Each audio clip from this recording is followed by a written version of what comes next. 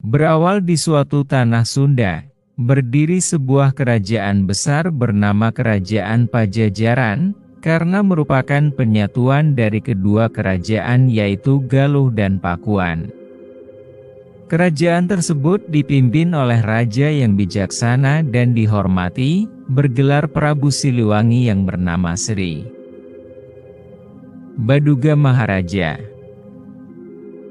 Sang Prabu memiliki seorang anak perempuan, yang memiliki paras paling cantik di kerajaan, hasil pernikahannya dengan Nyi Sri Dewi Paranghayu, yang merupakan selir Prabu Siliwangi, yang termuda dan juga paling cantik, di antara selir lainnya. Putri itu bernama Nyimas Kandita atau akrab dipanggil Putri Kandita. Dia adalah seorang putri, yang suka melantunkan lagu, dan bersyair, juga memiliki minat di bidang kesenian, memberikan nilai tambah bagi kecantikannya.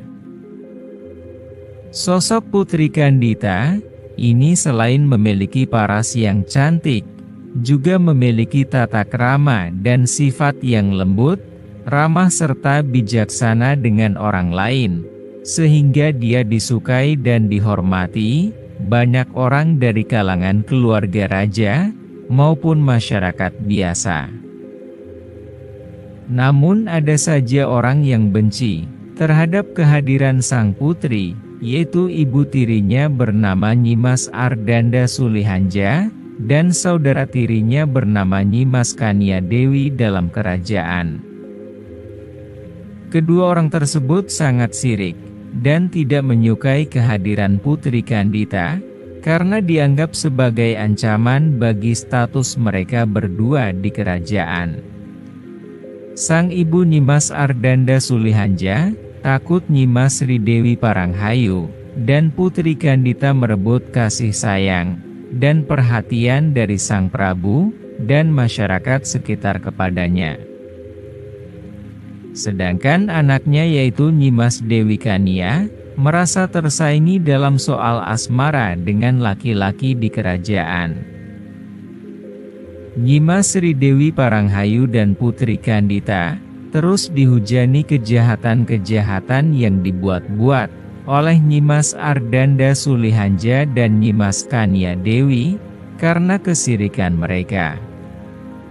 Namun mereka tetap sabar dan berbaik sangka kepada kedua orang yang telah melakukan hal-hal jahat kepada ibu dan anak berparas cantik tersebut.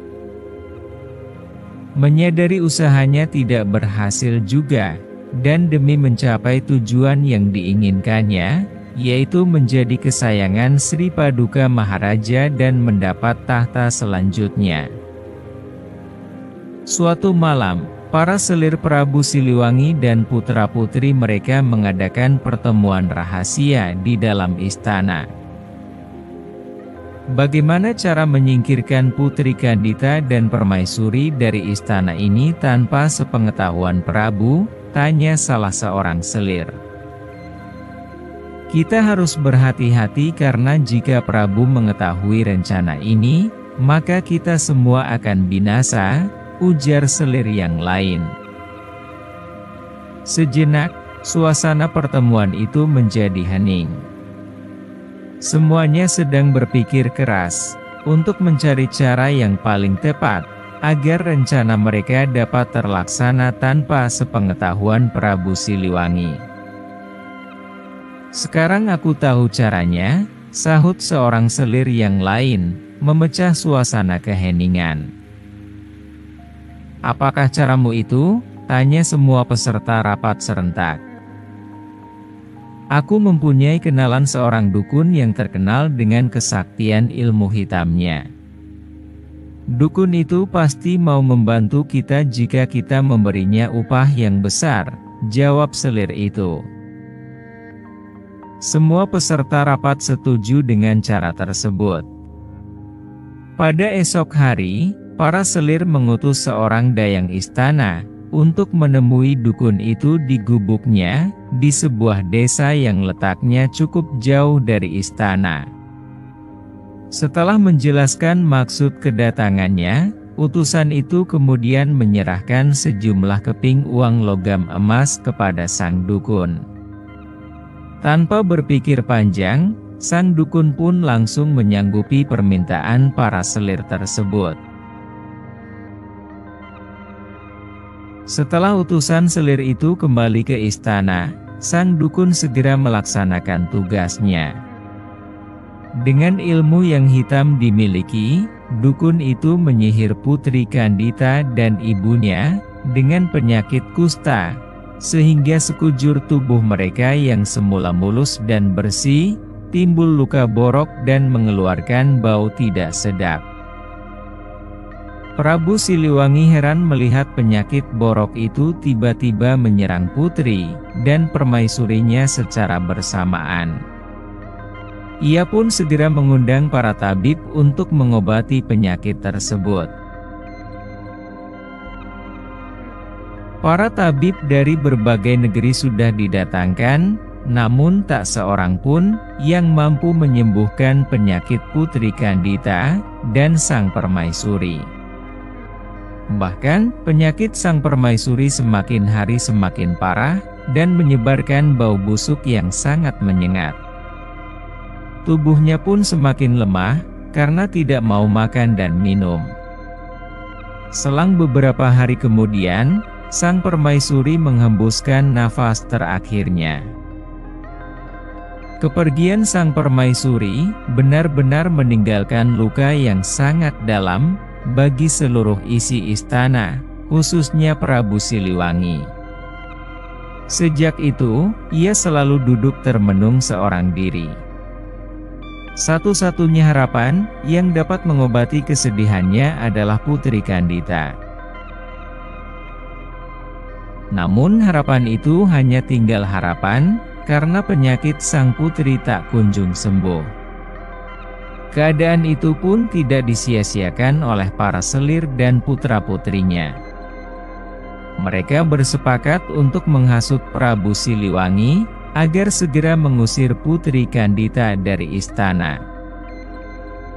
"Ampun, Baginda Prabu. Izinkanlah hamba untuk menyampaikan sebuah saran kepada Baginda," pinta seorang selir. "Apakah saranmu itu, wahai selirku?" "Katakanlah," jawab Prabu Siliwangi. "Begini Baginda. Jika sang putri dibiarkan terus tinggal di istana, hamba khawatir penyakitnya akan membawa malapetaka bagi negeri ini," hasut seorang selir. Prabu Siliwangi merasa berat untuk menerima saran itu, karena begitu sayangnya kepada Putri Kandita. Namun karena para selir terus mendesaknya, maka dengan berat hati ia terpaksa mengusir Putri Kandita dari istana. Dengan hati hancur, Putri Kandita pun meninggalkan istana melalui pintu belakang. Ia berjalan menuruti kemana kakinya melangkah, tanpa arah dan tujuan yang pasti. Setelah berhari-hari berjalan, Putri Kandita tiba di pantai selatan. Di hadapannya terbentang samudera yang luas dan dalam. Tidak mungkin pula ia kembali ke istana. "Aku letih sekali. Lebih baik aku beristirahat dulu di sini," keluh Putri Kandita, seraya merebahkan tubuhnya di atas sebuah batu karang. Sang putri tampak begitu kelelahan, sehingga ia langsung tertidur. Dalam tidurnya, ia mendengar sebuah suara yang menegurnya. "Wahai Putri Kandita, jika kamu ingin sembuh dari penyakitmu, berceburlah ke dalam lautan ini. Niscaya kulitmu akan pulih, seperti sedia kala," ujar suara itu. Putri Kandita pun cepat-cepat bangun setelah mendengar suara itu. "Apakah aku bermimpi?" gumanya sambil mengusap-usap matanya. Setelah itu, Sang putri mengamati sekeliling, namun tak seorang pun yang dilihatnya. Aku mendengar suara itu dengan sangat jelas. Tetapi kenapa tidak ada orang di sekitar sini? Jangan-jangan ini Wangsit, pikirnya. Meyakini suara itu sebagai sebuah wangsit, Putri Kandita pun menceburkan diri ke laut. Sungguh ajaib. Saat menyentuh air, seluruh tubuhnya yang dihinggapi penyakit kusta, berangsur-angsur hilang, hingga akhirnya kembali menjadi halus dan bersih, seperti sedia kala. Tidak hanya itu, putri kesayangan Prabu Siliwangi itu, juga menjadi putri yang sakti mandraguna. Meskipun telah sembuh dari penyakitnya, Putri Kandita enggan untuk kembali ke istana. Ia lebih memilih untuk menetap di pantai, sebelah selatan wilayah Pakuan Pajajaran itu. Sejak menetap di sana, ia dikenal luas ke berbagai kerajaan yang ada di Pulau Jawa, sebagai putri yang cantik dan sakti. Para pangeran dari berbagai kerajaan pun berdatangan untuk melamarnya. Menghadapi para pelamar tersebut, Putri Kandita mengajukan sebuah syarat, yaitu dirinya bersedia dipersunting, asalkan mereka sanggup mengalahkan kesaktiannya, termasuk bertempur di atas gelombang laut, yang ada di selatan Pulau Jawa. Namun, jika kalah adu kesaktian itu, maka mereka harus menjadi pengikut Putri Kandita. Dari sekian banyak pangeran yang beradu kesaktian dengan Putri Kandita, tak seorang pun dari mereka yang mampu mengalahkan kesaktian sang putri. Dengan demikian, para pelamar tersebut akhirnya menjadi pengikut Putri Kandita. Sejak itulah, Putri Kandita dikenal sebagai Ratu Penguasa Laut Selatan Pulau Jawa.